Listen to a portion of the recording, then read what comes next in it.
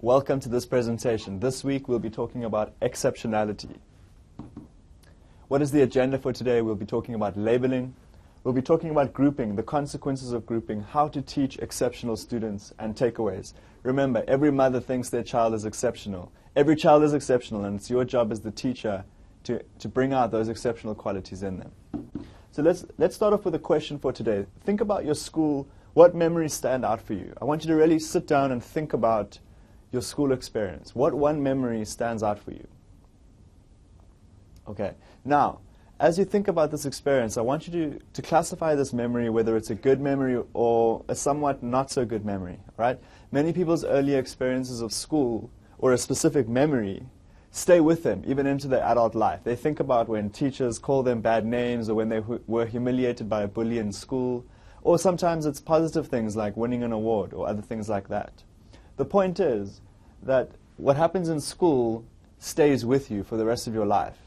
Okay, and those things, even though we grow up and we are adults, we carry these sort of things with us, and those things shape the way we think about school and the way we think about teaching. Many of you may have had bad experiences in school, which is why you're becoming a teacher. All right? In the same way, the way we deal with students, the way we talk to children, gives them memories. You know, the cycle continues. And so what this presentation is about creating good experiences for students so that when they look back, hopefully they can write down positive things rather than negative things. But I want you to think about this and write it down. All right.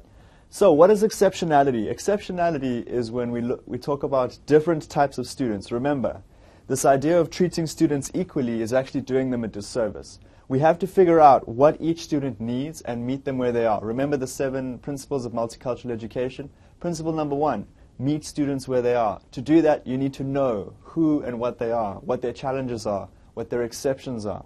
Okay, now what happens generally is labeling occurs. All right? Labels such as identity labels can carry connotations and stigmas that impact school relationships. What we think about students often becomes their reality, what they think about themselves. Remember, adults, one of the things they do is not only do they provide resources, but they also provide an inner voice. And you as a teacher will provide an inner voice for a student, whether through verbal communication or nonverbal communication. And often students will do well in your classroom, not because they like the content, but because they like you as a teacher. So the voice you insert into them often becomes their reality. Some disabilities are more socially acceptable than others. All right. Now, socially acceptable to who?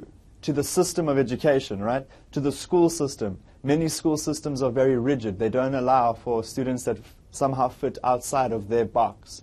And your job is to deal with any student who comes into your environment. So this is where the conflict begins to emerge. All right. Despite the controversy surrounding labeling, it is necessary for funding and services. Now, remember how we spoke about the system. We spoke about class as a system. We spoke about race as a system. We spoke about gender as a system. Disability or exceptionality or differently abled students are inserted into the system where if they have certain exceptionalities, they are excluded in certain ways. And these are under the guise of things like funding and services. And we'll get a bit more into that as we proceed. Now, I'm moving a bit quickly because I want to get to this slide. Exceptional individuals in society. The media generally shows people with disabilities as children or childlike with severe disabilities. Okay. Now remember, we spoke about how prejudices, how discrimination works. We spoke about different sort of things, right? One of the things we spoke about, and I'm going to write them up here, we spoke about language. L-U-A-N. Okay, language. We spoke about symbols. We spoke about policies and laws. And we spoke about institutions. Now, when you're an exceptional student, these 4 frames influence your experience. For example, the way we talk about differently abled students, I hear the word handicapped. Now, that seems to be an appropriate word. But imagine how this handicapped becomes a symbol. Often you'll see a symbol of someone in a wheelchair. This is someone in a wheelchair, right? It becomes a symbol. Okay? And that symbol eventually becomes a policy. where we have to deal with this sort of group in a specific way, and that policy needs an institution to run it. Now, that doesn't mean that people... Now, the way... Excuse me, let me step one step back before I start to explain this.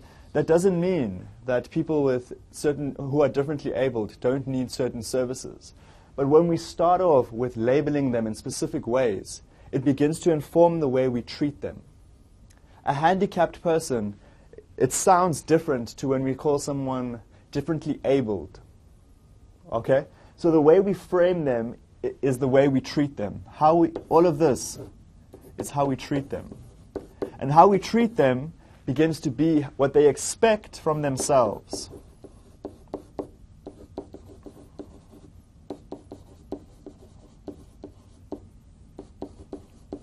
How we treat them begins to be what they expect from themselves. If we treat them like a handicapped person, they will begin to meet our expectations as teachers. Okay, I want you to begin to think about this. Now remember, our job as teachers and as educators is to meet the students where they are, to understand their needs. Different students require different things. But when we begin to use this framework to understand the way we socialize students, the way we assimilate students, the way we acculturate them into our classrooms, we need to think about the impact of the way we label them and the expectations we have of them. Okay, let's continue. Individuals who deviate... Sorry, I've written quite a lot here. I'm right over here, okay? Individuals who deviate significantly from physical norms are subject to possible rejection. Okay, rejection. Now think about these things. How will rejection impact the way these students feel about themselves? All right? Finally, as we stereotype individuals with disabilities, we deny them their rightful place in society. So it's not only what they expect from themselves, but what these things do over here is they begin to separate students under the guise of special services.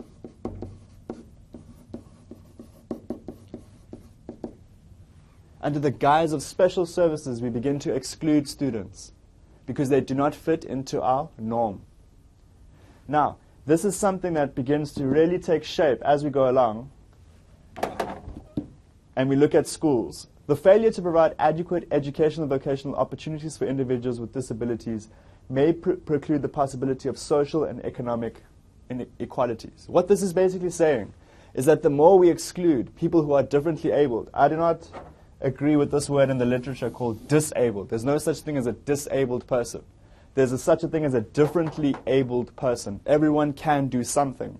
Our job as teachers is to figure out what they can do and build on that. Okay, so this is where me and the literature begin to have a bit of an argument. But what this is saying is that differently abled people, because they're excluded, their social and economic well-being begins to be diminished. When they put them in institutions such as special education where teachers are not trained to deal with those sort of students and let them watch movies all day, they don't get the skills they need to get a job, to be self-sufficient, right? So not only is their economic well-being compromised, but so is their social well-being. All right. Individuals who are differently abled often find comfort and security with each other and may form their own enclaves and social organizational structures. Just like anyone else, we want to find people who can relate to us and we can relate to them. People who are differently abled enjoy the same sort of things. They're human, just like anyone else. This is speaking a truth. Okay, now, one of the things that I've spoken about is the way institutions, language, policy, and symbols begin to work together to exclude and marginalize differently abled students. What then happens is we need to layer things like class, we need to layer things like gender, we need to layer things like race on top of this differently abled exceptionality, okay? So I'm talking about exceptionality not only in terms of differently abled people, but also exceptional students. In other words, those that perform above the academic norm. What happens is that the system begins to sort these sort of students out. And often what is misinterpreted for as a learning disability is often a racial, class, or gender institutional structure that separates students into special education. And the data is very clear. African American and Hispanic students especially African American males, are being disproportionately placed in special education classes, even though there's no clear evidence that those students should actually be there. So this is an example of how other factors are playing a role in special education in the United States. Okay, now, how do we teach children who are exceptional, right? Exceptional being differently abled, and exceptional in terms of being, sort of bright, as one could say. We need to remember that children are children. We are creating these labels like exceptionality and differently abled. We, as the teachers, are creating these labels. But children are children, just like any other children, right? Our job is to find out their talents and unearth those talents from them. So we need to treat them like human beings. We need to treat them as if they're children just like any other child, all right? They're more alike than they are different. Remember, multicultural education is about recognizing the difference and understanding how you can use the difference to positively influence their lives. But at the same time, it's not to focus on the difference such that you create low expectations for those students, okay? Teachers must be constantly cognizant of the unique needs of their students, as I've just said. Finally, teachers of exceptional children may find it necessary to check records carefully. You need to gather support around you to deal with the different students. You are not an expert in all these areas, but there are people who are experts in these areas. The Evans Library, the internet are great places for you to find resources. In your school, hopefully there will be someone who is adequately trained to help guide you in terms of relating to students with exceptionalities. Okay, so don't be afraid to reach out to them.